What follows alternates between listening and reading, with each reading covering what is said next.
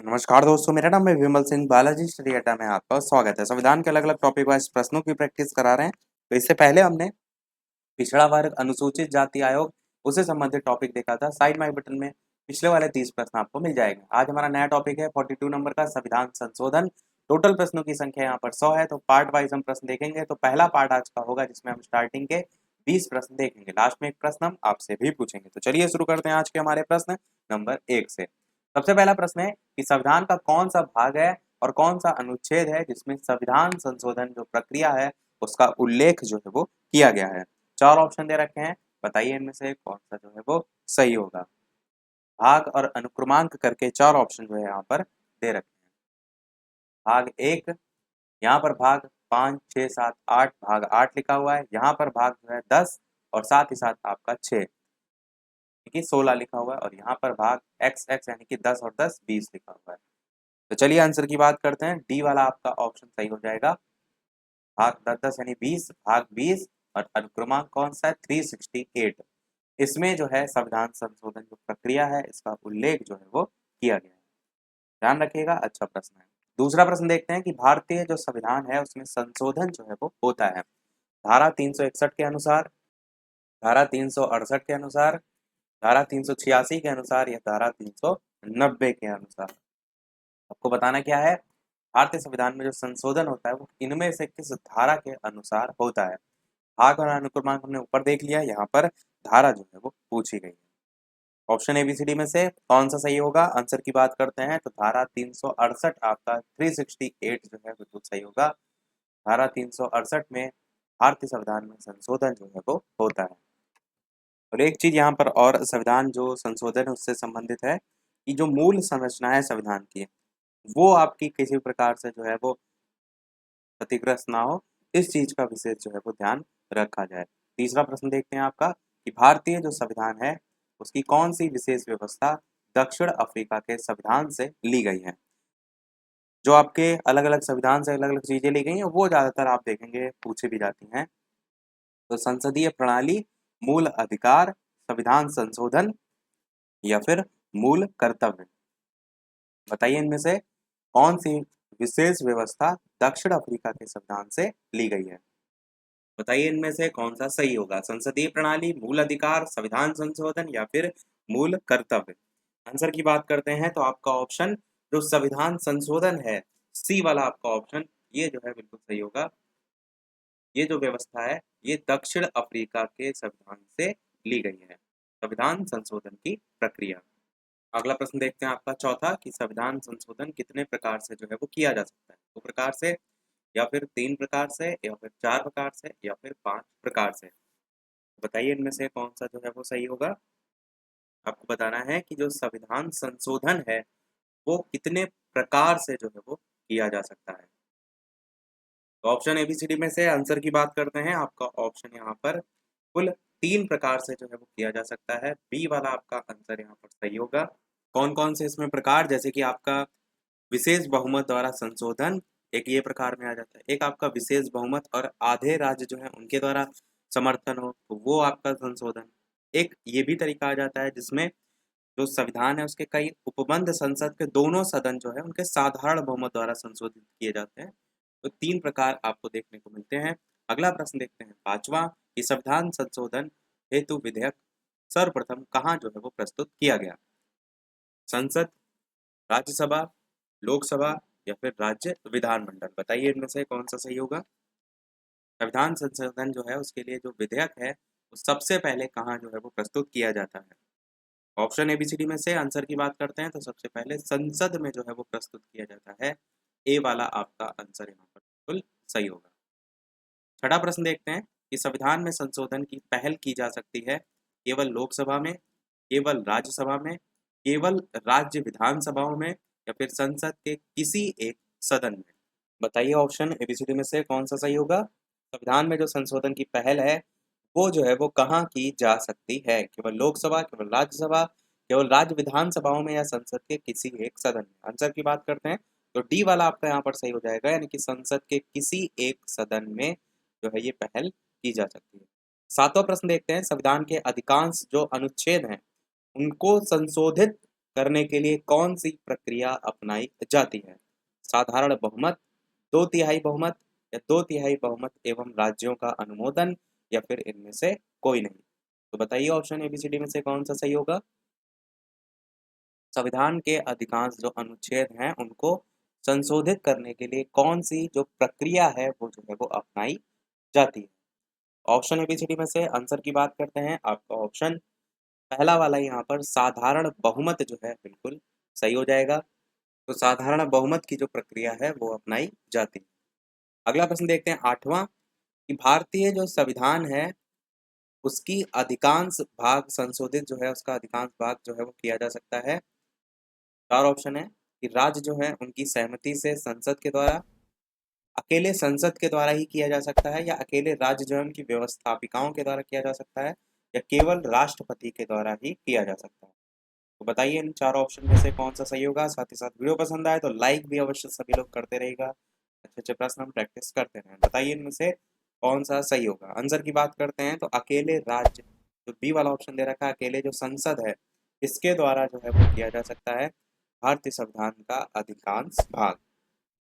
अगला प्रश्न 9वां देखते हैं कि क्या राज्य विधानमंडल संविधान संशोधन प्रक्रिया को प्रारंभ जो है वो कर सकता है? पहला ऑप्शन है हाँ कर सकता है, दूसरा नहीं कर सकता है, तीसरा है यदि मामला राज्य के हितों से संबंधित हो तो कर सकता है, और चौथा है यदि राष्ट्रपति ऐसा करने की आज्ञा प्रदान करे तो कर सकता है। आपको बताना है कि क्या राज्य विधानमंडल संविधान संशोधन जो प्रक्रिया है उसको प्रारंभ कर सकता है। आंसर की बात करते हैं ऑप्शन एबीसीडी में से तो आप कहेंगे नहीं, राज्य विधानमंडल के द्वारा नहीं किया जा सकता। बी वाला आपका ऑप्शन को बिल्कुल सही होगा। अगला प्रश्न देखते हैं आपका 10वां, कि संविधान में संशोधन नहीं किए जा सकते हैं लोकसभा व राज्यसभा के साधारण बहुमत से, संसद सदस्य जो है उनके दो तिहाई बहुमत से, संसद सदस्य के दो तिहाई व राज्यों के एक तिहाई बहुमत से, या फिर जनमत संग्रह से। बताइए इनमें से कौन सा सही होगा। तो बताइए इनमें से कौन सा जो है वो सही होगा। संविधान में संशोधन नहीं जो है वो किए जा सकते हैं, ये आपसे जो है वो पूछा गया है।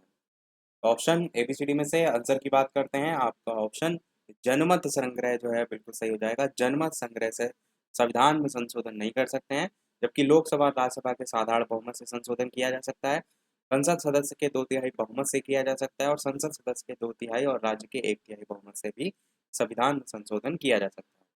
11 नंबर प्रश्न आपका बेहद ही महत्वपूर्ण है कि भारत के संविधान में किस वर्ष पहली बार संशोधन जो है वो किया गया था।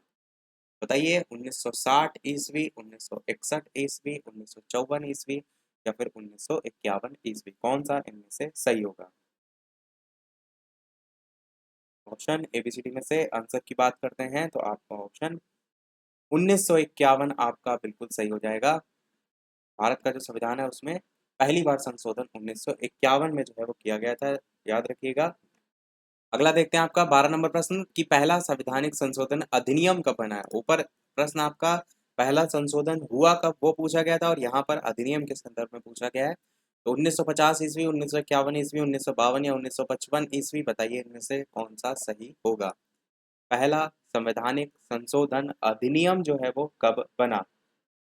तो आंसर की बात करते हैं ऑप्शन एबीसीडी में से आपका 1951 ईस्वी बिल्कुल जो है वो सही होगा।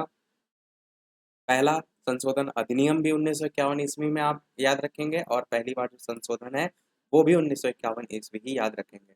अधिनियम वर्ड देख करके ये मत सोच लीजिएगा कि एक साल पहले अधिनियम बना होगा 1950 में, फिर 1951 में संशोधन हुआ, तो ऐसा नहीं है। 1951 दोनों ही आपके जो है वो सन है। 13 नंबर प्रश्न है कि पहला संवैधानिक संशोधन अधिनियम जो है वो किससे संबंधित था। बहुत ही बढ़िया प्रश्न है।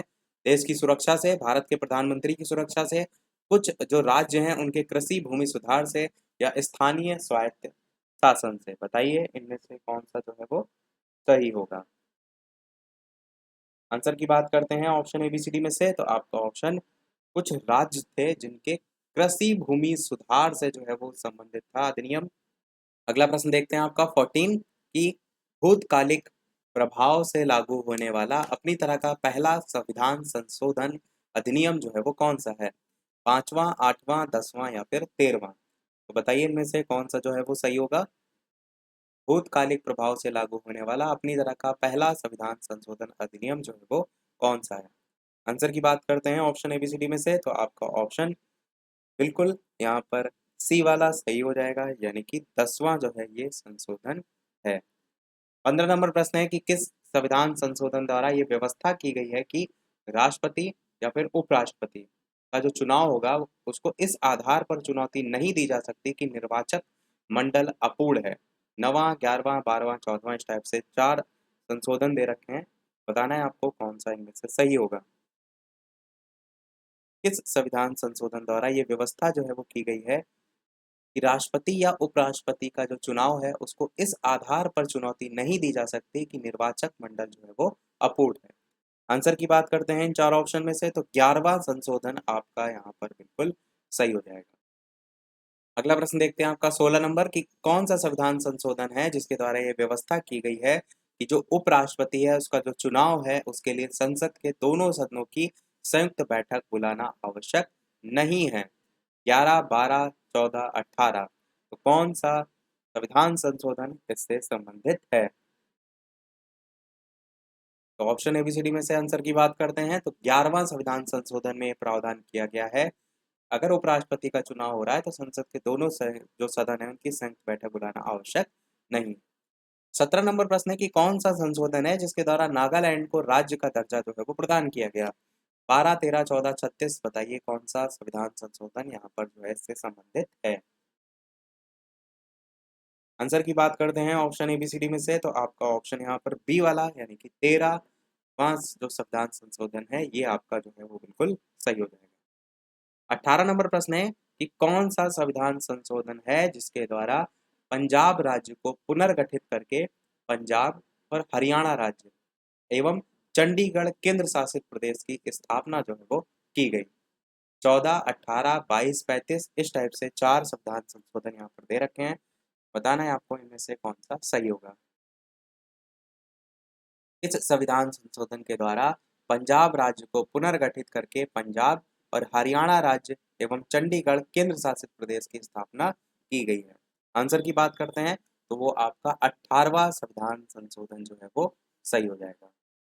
19 नंबर प्रश्न है, सेकंड लास्ट प्रश्न है। स्टार्टिंग मैंने बताया था 20 प्रश्न तक हम देखेंगे, लास्ट प्रश्न में एक आपसे भी पूछेंगे।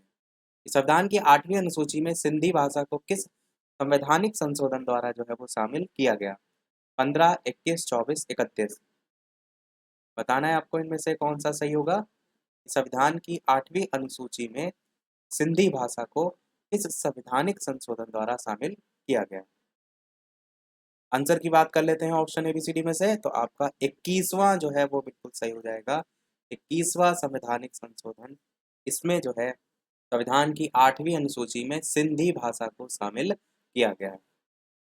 देखते हैं हमारा अगला और इस वीडियो का लास्ट प्रश्न, इसके बाद एक प्रश्न पूछेंगे हम आपसे भी। वीडियो अभी तक आपने लाइक ना किया हो सभी लोग लाइक भी करते रहिएगा, चैनल पर नए हो सब्सक्राइब करके जुड़ जाइएगा, टेलीग्राम चैनल से ना जुड़े हो लिंक आपको डिस्क्रिप्शन में मिल जाएगी, बालाजी स्टडी अड्डा सर्च करके भी जुड़ सकते हैं। प्रश्न आपका है कि कौन सा संवैधानिक संशोधन है या अधिनियम है जिसके द्वारा मेघालय राज्य की स्थापना की गई? 13, 18, 22, 36, 4 ऑप्शन है, बताइए इनमें से कौन सा संवैधानिक संशोधन अधिनियम सही होगा जिसके द्वारा मेघालय राज्य की स्थापना की गई? आंसर की बात कर लेते हैं ऑप्शन एबीसीडी में से, तो 22वां आपका जो है वो बिल्कुल सही हो जाएगा। 22वां संवैधानिक संशोधन अधिनियम के तहत ये प्रावधान किया गया। तो ये हमारा हो गया पहला पार्ट आज का। इसके बाद का जो पार्ट है, अब एक प्रश्न वहां से भी हम पूछ लेते हैं, जैसे कि सभी वीडियो में हम आपसे एक मिनट के प्रश्न पूछते हैं। वीडियो का आपके लिए प्रश्न बहुत ही महत्वपूर्ण है कि शिक्षा को किस संविधान संशोधन के द्वारा राज्य सूची से संवर्ती सूची में जो है वो लाया गया? मोस्ट इंपॉर्टेंट क्वेश्चन है, इसीलिए मैंने इसको यहाँ पर शामिल किया है। आंसर देंगे हम इसका नेक्स्ट पार्ट में। तो 24, 36, 42, 44 कौन सा आंसर होगा? अपना आंसर वीडियो के मेन कमेंट में टाइप करके बताइएगा। लाइव टाइमिंग दो है, दोपहर के 3 बजे, शाम के 8 बजे लाइव आकर भी वीडियो आप देख सकते हैं, प्रश्नों की प्रैक्टिस कर सकते हैं। तो आज फिर में इतना ही रखते हैं, मिलते हैं अगले वीडियो में कुछ नए टॉपिक के साथ, कुछ नए प्रश्नों के साथ। तब तक के लिए नमस्कार, जय हिंद।